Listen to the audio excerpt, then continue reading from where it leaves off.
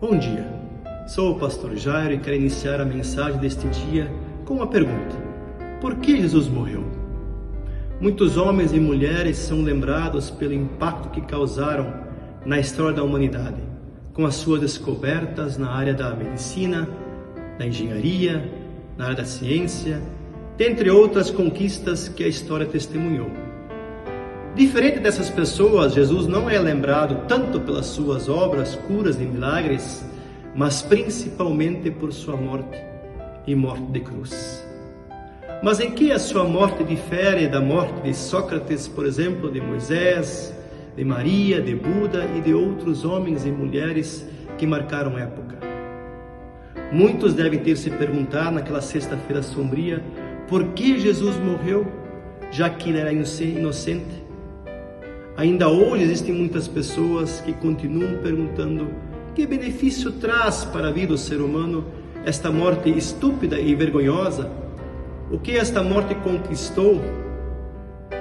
Não é uma pergunta difícil de ser respondida, porque a resposta de Deus a esta pergunta é muito clara e já foi dada mesmo antes de acontecer a tragédia, a morte de Jesus. Por que Jesus morreu? É uma pergunta difícil, não porque estamos não achar resposta, mas porque a resposta nos parece simples demais, descomplicada demais.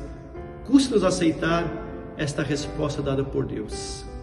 Ele deu a vida por nós porque simplesmente nos ama. Esse amor de Deus para com as pessoas fica evidente desde a criação até o presente momento. E está expresso no Evangelho de João, capítulo 3, versículo 16, e este versículo sintetiza este amor de Deus por mim e por você.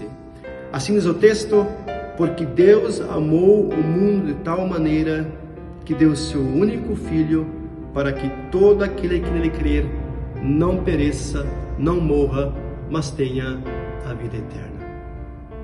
Conta-se que no ano de 1800, a Inglaterra passou por uma grande epidemia de difteria, desencadeando a morte de milhares de pessoas em decorrência dessa doença que causa a febre alta, dificuldades respiratórias.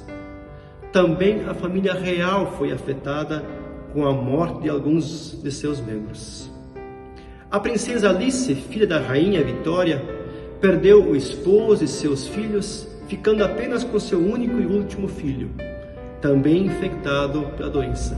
Sem temer o contágio e a morte, permaneceu vários dias ao lado do leito do seu filho, e ao ouvir a súplica da criança que ardia em febre, dizendo: abraça-me, mamãe, beija-me, mamãe, a princesa, a mamãe, não se conteve, beijou e abraçou o seu filho, atitude que lhe custou a própria vida.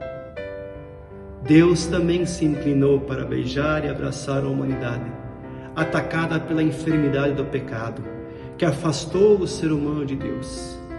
O beijo e o abraço custou a vida de Cristo Jesus, que ao morrer na cruz nos deu a graça do perdão. É isto que Jesus realizou por nós na cruz.